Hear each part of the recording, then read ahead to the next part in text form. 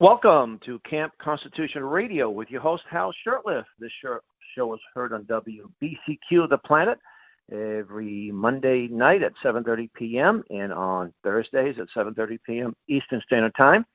It is brought to you by Camp Constitution, which, among other things, runs a week-long family camp, and this year's camp is full to capacity.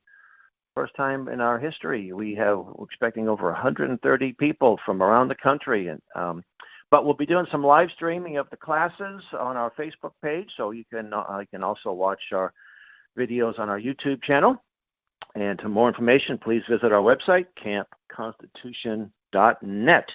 And I have I always say a very special guest, but all of my guests are very special. Mary Grabar. How are you doing, Mary? Good. How are you?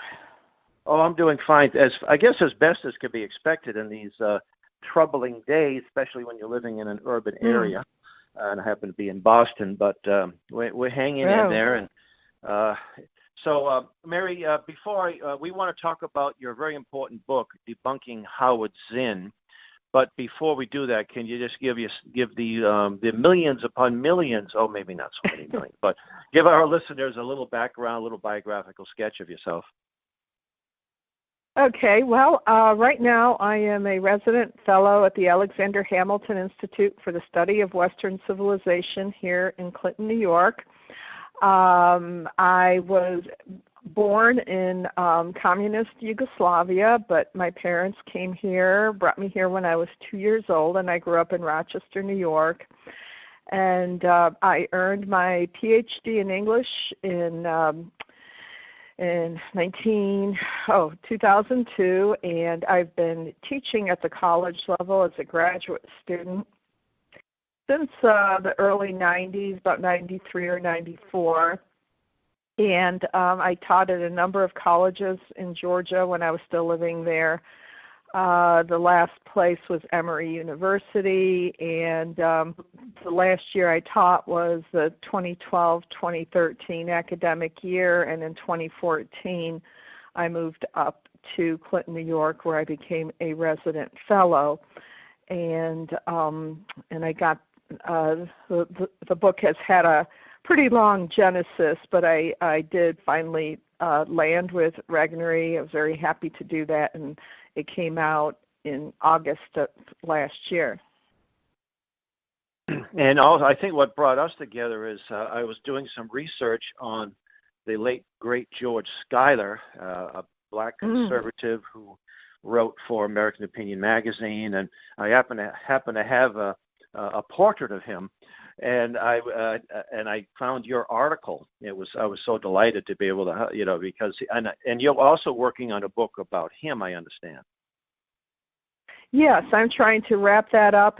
I'm in the editing stage. I started researching that in 2011. I came up to the Alexander Hamilton Institute for a month in the summer.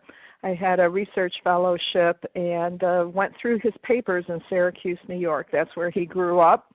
And got started on that, and was pretty well through doing my research when the opportunity to do the Howard Zinn book came up, and I had a contract for that. So right now I am hoping within the next few weeks to be able to send off the manuscript, my biography of George Schuyler, who is an absolutely delightful and fascinating person, very influential, and has been completely quashed by history, and purposefully so, because he was a black conservative. So few people know about him, and it's to your credit that you knew about him. He was indeed a speaker on the American Opinion circuit, contributed. So there's a lot in my forthcoming biography of him on his relationship with the John Birch Society and with Stanley, and there are some letters between him and Robert Welch that I'm getting into. So very, very, very staunch anti-communist from the 1920s on until he died in 1977. Yes, I know a number of people who knew him personally, and I did a search for any videos of him on YouTube and a few years ago, and there was nothing. I found a recording he did at a rally, the Rally for God, Family, and Country. Was an annual event around July 4th in Boston, and it was just some short remarks. But I did find the debate he had with Malcolm X. And that was Malcolm X, and there was James Baldwin, the author, right? And there was another black author who was, I think, somewhat conservative. His name eludes me, and I put that up on our Eric YouTube Lincoln, channel. I believe. Eric Lincoln, yes, thank you, Eric Lincoln, yes, and it was an audio. But I found it on the Nation of Islam's site originally. Yeah, and it was a debate, and it was a very reserved. It wasn't a bunch of yelling and screaming, but Malcolm X, what the highlight, and the reason why I knew about this debate was because of an article that George Schuyler wrote for the American Opinion. It was called "The Black Muslims," I believe it was called, and he, of course, he is a very witty guy, very witty man.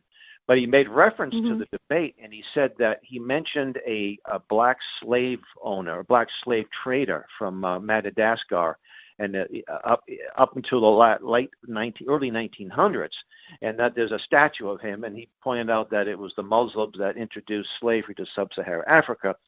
And Malcolm X, who was a very well-read man, but selectively well-read, was shocked to hear that, I'm looking forward to the book, even though this book you did on Howard Zinn, I think, is more important because it addresses what's happening in the street today. So tell us about Mr. Zinn, who my late friend Samuel Blumenfeld, who knew George Schuyler, by the way, would say even his ands and butts are full of hatred for America. Yeah, that's a good way to put it. Howard Zinn was born in 1922. His parents were Jewish-Russian immigrants. He grew up in Brooklyn, and they were lower, working class, and they never quite achieved the American dream materialistically. I think that embittered Howard Zinn. But he grew up during the Depression in the 1930s, and that was the heyday of communist recruitment. And so while he was a teenager, the communists would come in to his neighborhood and talk, and he kind of got persuaded and joined at least one protest march and got knocked on the head by a policeman, he claims. And so he then, after high school, went and worked in the shipyards and then served in World War II as a bombardier, and came back and went to college and earned a PhD on the GI Bill. He was also a member of the Communist Party in the late 1940s, early 1950s. There's a 400-plus page FBI file on him that has been analyzed by Ron Radish, who briefly himself had been a member of the Communist Party, and he determined that there are all the signposts there that Howard Zinn indeed was a member of the party.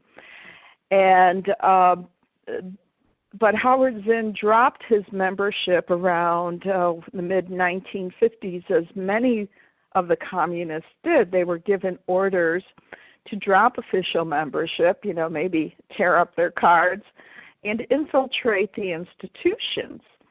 And Howard Zinn was interviewed in 1956 for a position at Spelman College, which was a very strongly Christian college for black women in Atlanta.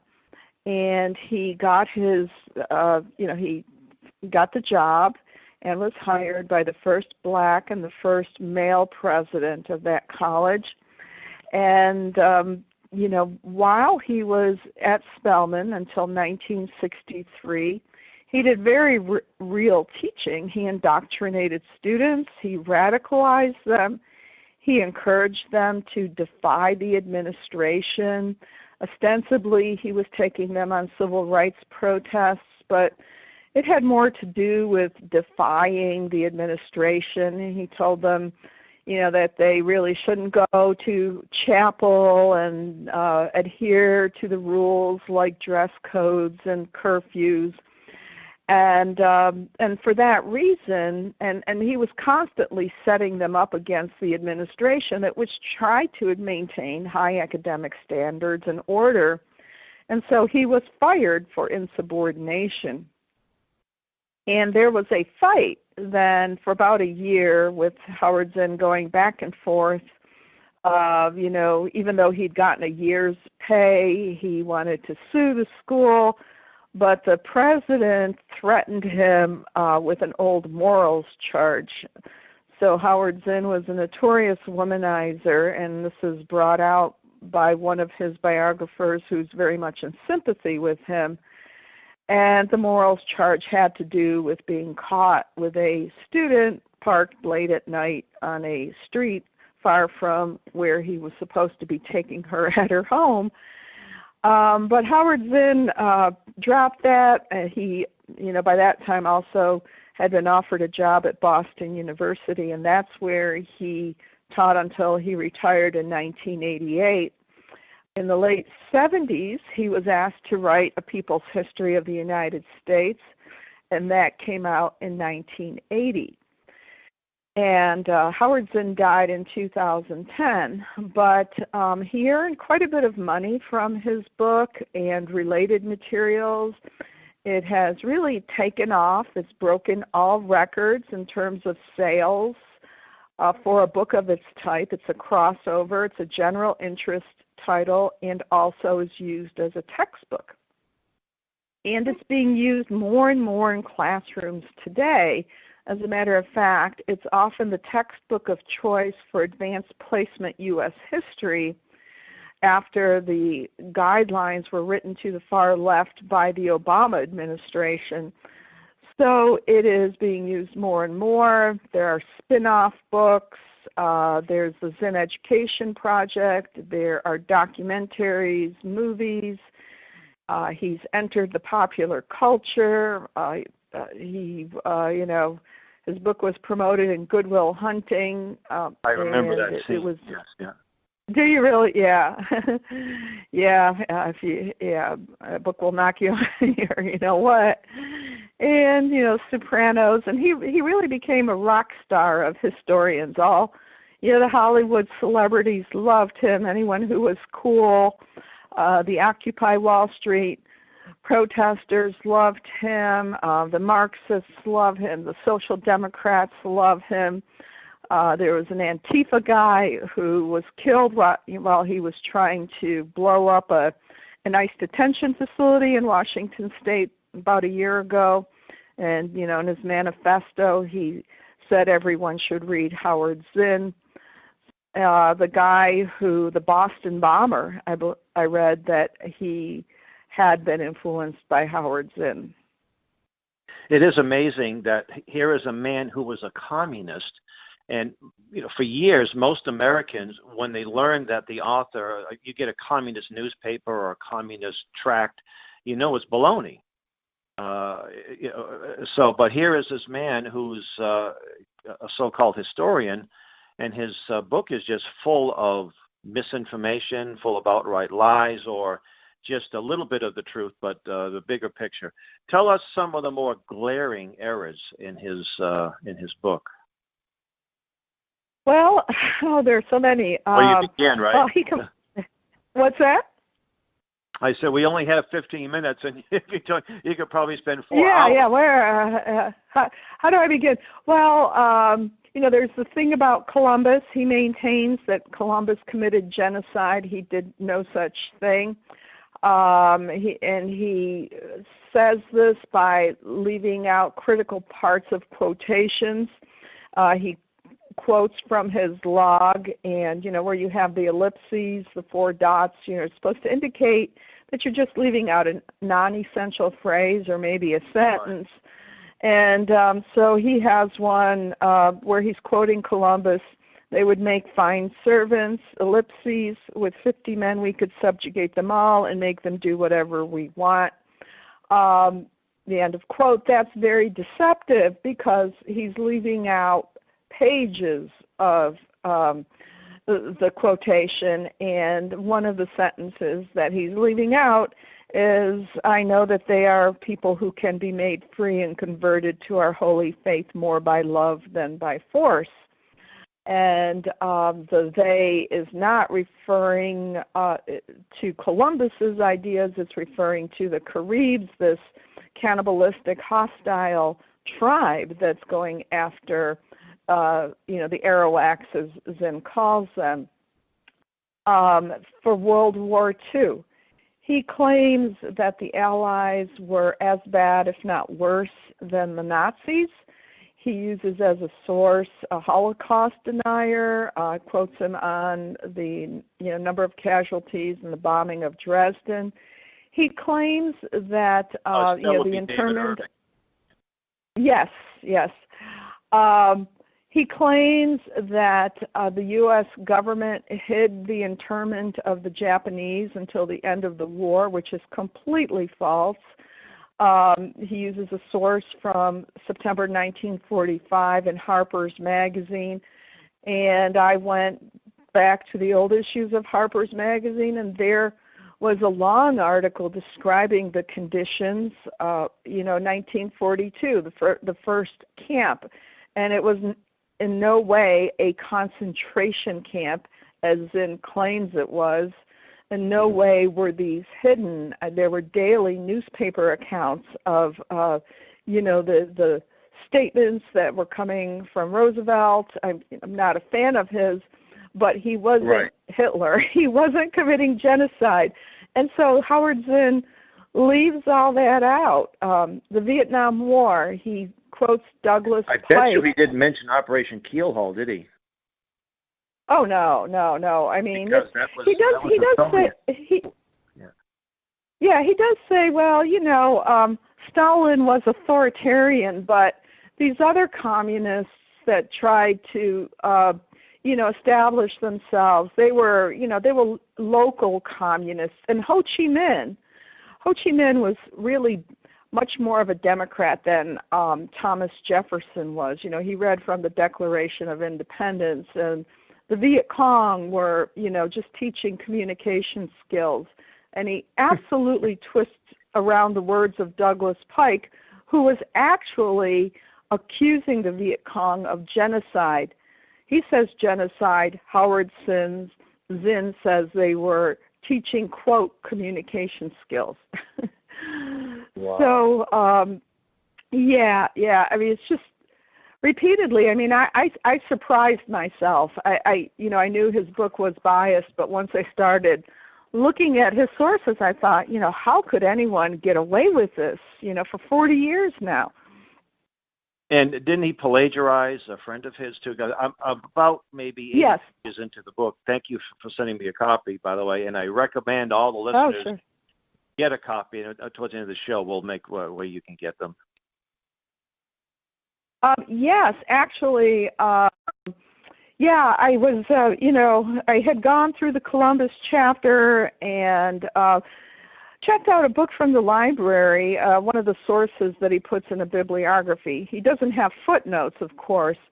And so I'm going through this book that's only about 100 pages long. It's written for high school students, written by a fellow radical Vietnam War protester activist by the name of Hans Koning.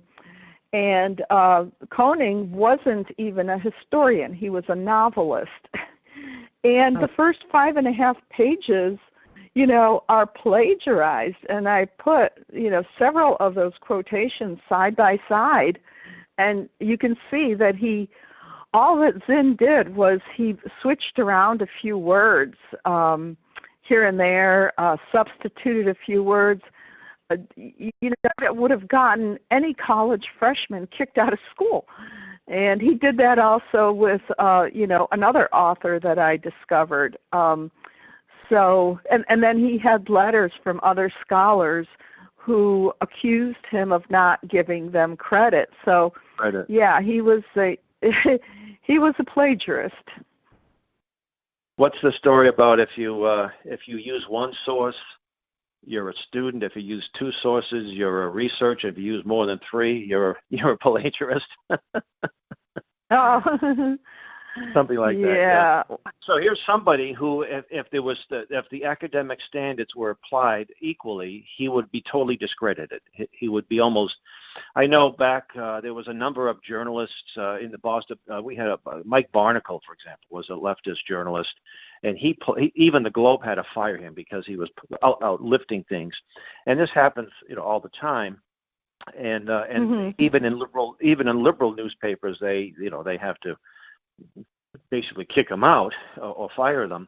But here they seem to ignore it because the people like the narrative. They like what he's writing about. They want to believe the worst in America, the worst of Columbus and the founding fathers and all of our great history. They want to believe, and there are something. Obviously, every great nation has its blemishes, and I think that we're probably one of the few nations that isn't afraid to teach about the blemishes, the bad things that we've done. I know I have a friend that spent time in Japan. He said, Hal, they don't even talk about Pearl Harbor. They don't talk about the rape of Nanking. They'll talk about Hiroshima and Nagasaki.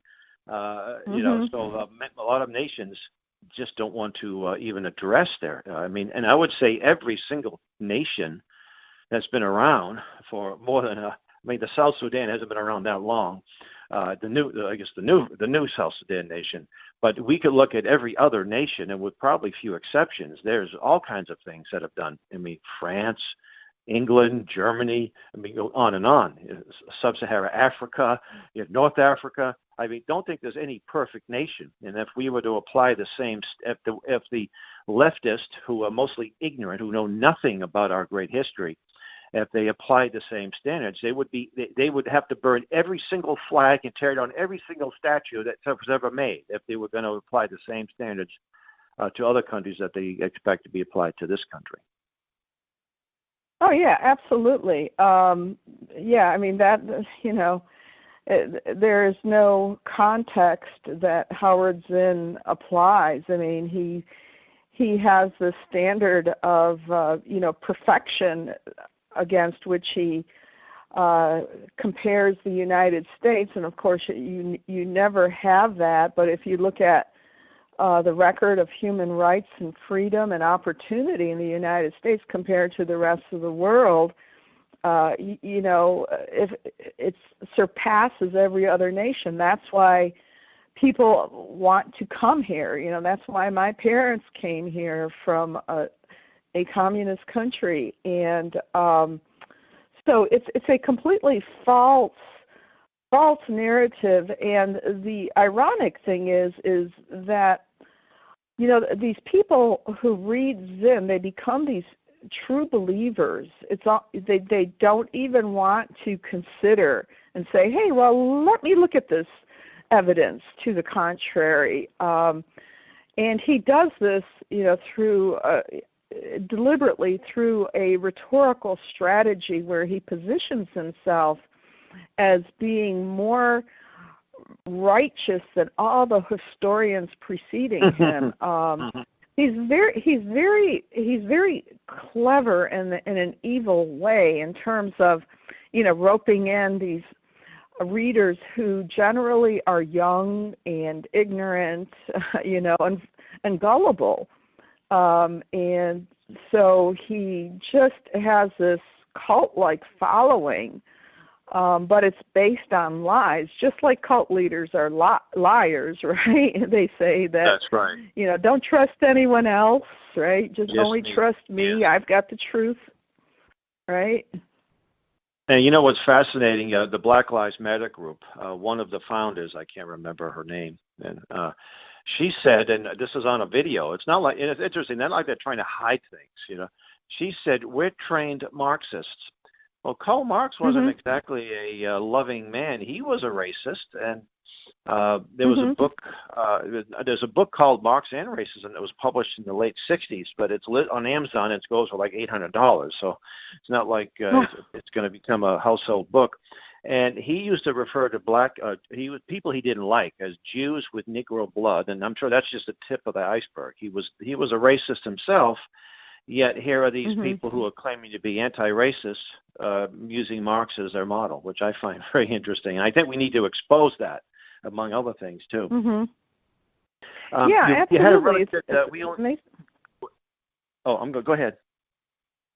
Oh no, I mean it's just amazing, and it reminds me of what George Schuyler was pointing out. The black Muslims, here they are worshiping and adopting the religion of the group that enslaved them, that sold them. That's right. It's That's just right. mind-boggling. And I know that it's just, I'd like to say, the other hypocrisy. That's why it's so important for us to just continue to speak out and influence people, because there are some people, like the true believers, they're not going to change the position, but there's a lot of people who get caught up in the emotion. And usually, you might be familiar with this book called Madness of the Crowds, something to that effect. And I think the author, and some of the things I don't agree with, but the author said that, which I do agree, he said people go mad in crowds but gain their sense one by one or little by little, something like to that effect.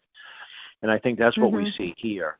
Sometimes, there's legitimate grievances. We get a grievance against a particular police department. Next thing you know, they're smashing windows. They're killing people, innocent people that have got nothing to do with what happened in Minneapolis. And then, but I think what we're seeing here is a well-orchestrated campaign to destroy our nation. And I'm optimistic that they're not going to be successful, because even a lot of Democrats don't go along with this. Would you agree with that? Yeah, I'm hoping that's the case. I mean, it's I think there are some people who are just getting fed up with this. It's no longer just going along. People's lives are being destroyed. You can no longer go about your daily life anymore. And they're infringing on freedoms that we have basically taken for granted because we haven't learned about what it's like in the rest of the world. And I think and I'm hoping that this is a wake-up call for people to see this is what anarchy is. You can't drive to a certain city because you'll have a mob there swarming around your car. They may attack you. You can't say certain things. You have to agree.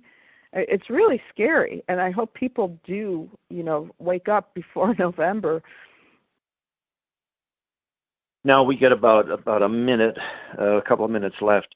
So where can people find copies of the book? Oh, anywhere.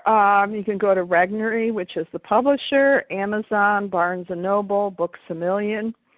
And you can, the paperback edition will be out July 28th, so, even more affordable. And yeah. Let me suggest something, and I think you might get a lot of support. If there could be some type of way that this book can be sent to schools, private schools, or I don't know how many public school teachers would actually accept it. But I think we should try to get, set up some kind of fund where it could be used to get copies of this book in the hands of as many people as possible.